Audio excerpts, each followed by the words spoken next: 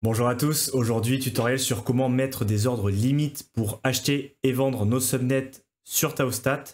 Donc là vous avez chute, l'interface normale, buy market, et vous avez depuis assez récemment la partie limite où premièrement il va falloir connecter le wallet. Donc là attention, vous donnez l'autorisation de dépense de fonds, donc faites un wallet plutôt ou une adresse au moins séparée pour le portefeuille sur lequel vous voulez mettre des ordres limites. Donc un portefeuille long terme avec les TAO et les subnets que l'on veut garder sur le long terme, et un portefeuille plus court terme où on va donner l'autorisation en se connectant de acheter et vendre nos TAO directement.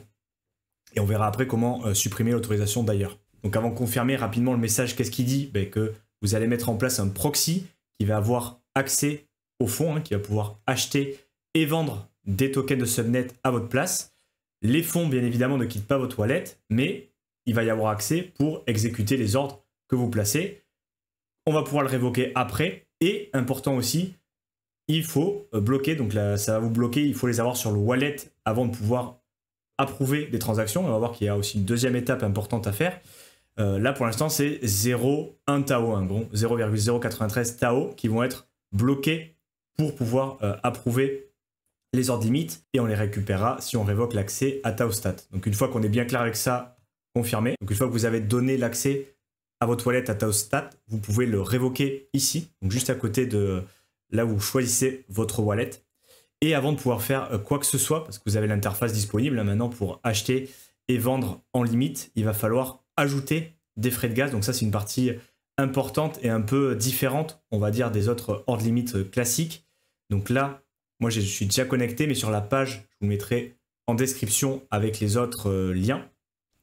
Vous allez avoir ça, donc frais, et vous allez avoir ce message, donc fonds insuffisant en rouge, ajouté à la balance, donc add to balance, et ça va vous emmener sur une page comme ça, là, et vous allez devoir rentrer manuellement des frais. Donc, c'est pas les TAO qui sont sur votre wallet, c'est pas ceux qui sont bloqués pour avoir accès à cette partie-là, donc les 0,01, c'est des frais de gaz qu'il va falloir envoyer spécifiquement à Taostat pour gérer les ordres, pour pouvoir les exécuter au moment, et ils ne sont pas remboursables. Donc le message d'erreur, enfin le message plutôt d'information qui va vous sortir, c'est pour l'instant, pour des raisons de sécurité, ces frais ne sont pas remboursables, mais il faut quand même mettre un petit peu. Donc là, vous voyez, moi j'ai mis 7 $, ça suffira largement pour exécuter quelques ordres si j'en ai besoin.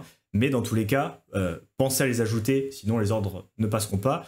Et sachez aussi que ce n'est pas remboursable pour l'instant, donc mettez pas non plus des quantités trop importantes, parce que sinon vous ne pourrez pas les récupérer. Donc c'est un peu particulier ce système pour l'instant sur Taostat. Donc une fois que la transaction des frais de gaz sera reçue, vous aurez votre balance ici, comme moi, et vous allez pouvoir rentrer les paramètres de vos ordres limites, que ce soit achat ou vente, choisir le validateur, choisir le prix, choisir le nombre de tokens alpha, et vous allez pouvoir aussi toucher la tolérance à la MEV pour les attaques sandwich. Il y a aussi beaucoup de bots qui traînent sur Bit&Sword, donc là ils vous mettent 0,25. Bon, ils disent c'est pas mal de le laisser comme ça, mais sachez aussi que vous pouvez régler le slippage, comme on l'avait vu dans d'autres vidéos, directement dans Setting, que ce soit pour les ordres marché ou limite. Et donc là il y a 0,5 de base, vous pouvez mettre un peu moins.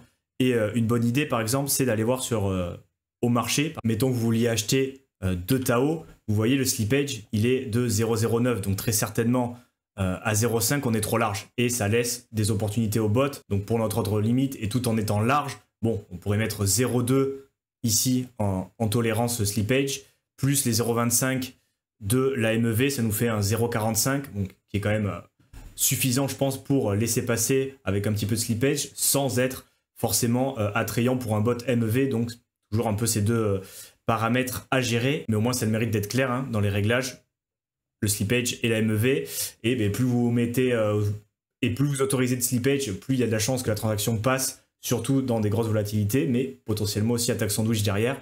Donc chacun gérera comme il veut. Donc l'interface pour placer les ordres limites, elle est quand même assez simple, assez similaire à ce qu'on retrouve sur d'autres DEX. Donc une fois que ça s'est compris, le système des frais de gaz, il n'y a pas de grande complexité. Pensez bien encore une fois à mettre plutôt en place un wallet juste pour ça, parce qu'on donne quand même une autorisation à Taostat de placer des ordres. Bon, c'est quand même assez nouveau, on ne sait pas ce qui peut se passer. Si ça vous intéresse l'investissement dans les subnets et à voir ce que je fais moi directement dans les cryptos au moment où je le fais, vous avez le lien du groupe Telegram en description et je vous mettrai aussi le lien vers la page Taostat. C'est tout pour aujourd'hui, à très bientôt.